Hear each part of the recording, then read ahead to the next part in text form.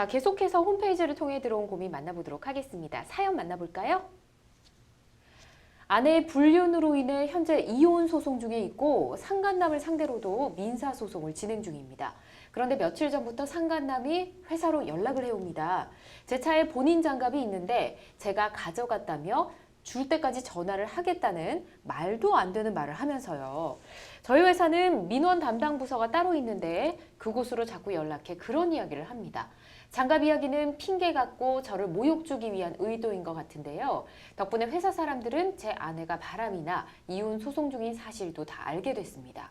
오히려 적반하장식으로 회사로 자꾸 연락해오는 상간남, 업무방해나 명예훼손으로 고소할 수 있을까요? 라고 보내주셨네요. 너무나 황당하시겠습니다. 자, 일단 이혼 소송 중이시고 상간남을 상대로도 민사 소송 중이신 것 같은데 상간남을 상대로 민사 소송을 할 때 위자료를 받을 수 있는지 일단 그걸 좀 짚어보도록 할까요, 최 변호사님? 네, 당연히 뭐 위자료를 청구할 수 있습니다. 예. 그러니까 뭐 민법상 불법 행위에 해당되고요. 예전에는 이제 간통죄라는 이제 형사 처벌이 이루어졌는데 이제 간통죄가 폐지가 되면서 이제 이거를 이제 민사상 손해배상으로 해결을 하다 보니 네. 이제 요즘에는 그런 소송도 좀 많이 일어나고 있는 추세입니다. 그래요. 금액은 뭐 어느 정도로 예상이 될까요, 보통? 상간자 이제 위자료의 액수는 현제 예. 배우자가 이혼을 하고 있는 중에 이제 이런 일이 벌어졌는지 그리고 또 자녀가 있는지 그리고 혼인 기간이 어느 정도인지 그리고 이제 상간자와 이제 그 불륜을 한 배우자 사이에 이제 교제한 기간이 어느 정도인지 네. 현재 뭐 그 자신이 한 행동에 대해서 반성을 하고 있고 뭐 지금 현행 배우자한테 진지한 사과를 했는지 뭐 이런 것들을 고려해서 결정을 하고 있는데 네. 뭐 통상적으로 그 금액은 한 2천에서 3천만 원 정도가 된다고 위자료 합니다. 액수만 보면 알겠습니다. 보통은 이렇고요. 일단 요 상담 내용 중에 보면 그 상간남이 죄는 본인이 지었는데 상담자분 회사로 자꾸 연락을 합니다. 너무 힘드실 것 같은데 말도 안 되는 트집을 잡고 있거든요. 업무방해죄가 성립되지는 않을까요? 아, 근데 이분 왜 이러시는지 그러게요. 본인 잘못도 있는데 왜 남의 회사까지 찾아온지는 모르겠는데 네.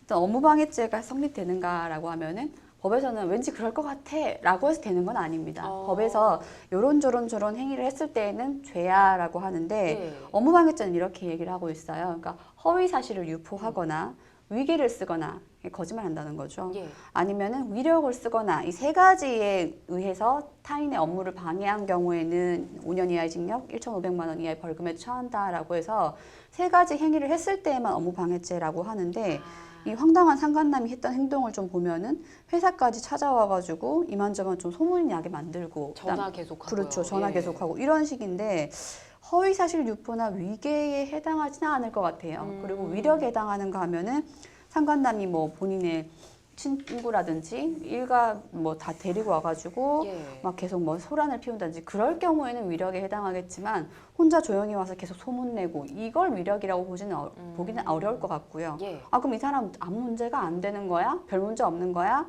라고 하실 수 있겠지만 그건 아니고 제가 보기에는 오히려 사실적시에 의한 명예훼손죄로 방향을 바꾸시는 게 맞을 것 같습니다. 그러니까 업무방해죄는 좀 어려울 것 같고 네. 명예훼손에 해당하는 죄책이 아닌가 사료됩니다. 그렇군요. 황 변호사님이 일단은 업무방해죄는 아니고 명예훼손 쪽이지 않을까 의견을 말해주셨는데 이분이 지금 회사로 전화를 계속 하는 바람에 사실은 뭐 조용히 지나가고 싶으셨을 텐데 직원들도 아내 불륜 사실과 뭐 이혼 소송 중인 사실을 다 알게 됐다고 했거든요. 뭐 상담자님이 큰 잘못한 것은 없지만 알리고 싶지 않았을 거 아닙니까? 말씀해주신 대로 명예훼손죄 적용이 될까요? 이제 아까 황미옥 변호사님께서 말씀해 주셨던 명예훼손 같은 경우에는 예. 그 장갑을 가져가지도 않았는데 뭐 가져갔다라고 해가지고서 얘기하는 부분 같은 경우에는 분명히 명예훼손이 되겠죠. 네, 그거는 되나요? 명예훼손이 되죠. 그건 명예훼손이죠. 왜냐하면은 네. 장갑을 가져가지도 뭐 마치 그거를 훔쳐간 것처럼 얘기를 하고 있는 거잖아요, 지금. 그러니까 그거는 이제 명예훼손이 될 수 있을 것 같아요.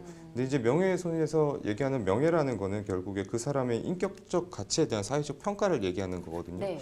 근데 이 사람이 지금 외도를 한 게 아니잖아요. 그러니까 그렇죠. 지금 배우자가 불륜을 한 건데 그걸로 인해서 이 사람의 과연 인격적 가치가 훼손이 되는 거냐라는 부분에 대해서는 조금 논란의 여지가 있을 수 있을 것 같아요. 왜냐하면 이 사람이 부정한 행위를 한 건 아니잖아요. 네. 그리고 단순히 이혼 사실을 한다. 뭐 이혼한다는 게 무슨 흔하잖아요. 그래서 최근에는 실제로 뭐, 이혼 사실 공표한 것만으로는 단순 이혼 사실 공표 명예훼손이 아니다라는 판례가 있거든요. 예. 그래서 어쨌든 뭐 논란의 여지는 있겠지만 뭐 어쨌든 장갑을 가지고 갔다라고 한 부분, 예. 그러니까 마치 절취한 것처럼 얘기한 부분, 그 부분에 대해서는 분명히 명예훼손죄가 성립할 거라고 생각을 합니다. 그렇군요. 최 변호사님 말씀 듣고 보니까 또 이 상담자분이 더 억울하시지 않을까 괜히 지금 제가 좀 속상해지네요. 왜냐면 피해자인데 예. 이걸로 인해서 명예가 훼손됐다 그러면 그것 너무 가혹한 것 같아요. 그렇죠. 이 사람이 네. 잘못한 건 아니잖아요. 맞아요. 맞는 말씀이지만 괜히 안타깝습니다.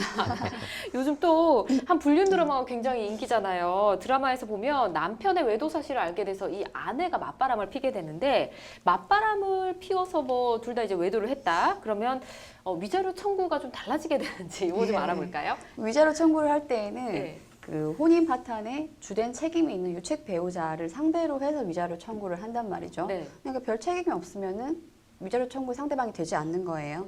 이런 상황인데 서로 쌍방 유책 사유인 네. 경우 이런 경우 자주 있죠. 근데 소송을 하다 보면은 서로 상대방의 유책성을 논하면서 당신이 나에게 위자료를 배상할 책임자다라고 해서 서로 쌍방이 손해배상 청구하는 경우가 있는데 예. 판단을 해보건대 둘 다 유책 배우자다라고 하는 경우는 두 사람 모두의 위자료 청구를 싹 다 기각을 시켜버린단 오, 말이에요. 예. 이런 경우에는 쌍방 유책 사유면은 서로 위자료 청구를 한다 하더라도 기각당할 가능성이 상당히 높다라고 보셔야 될 것 같고요. 예. 그렇습니다. 그렇군요. 알겠습니다. 요즘 워낙 이런 주제가 좀 이슈가 되다 보니까 저희가 또 참고로 알아봤습니다.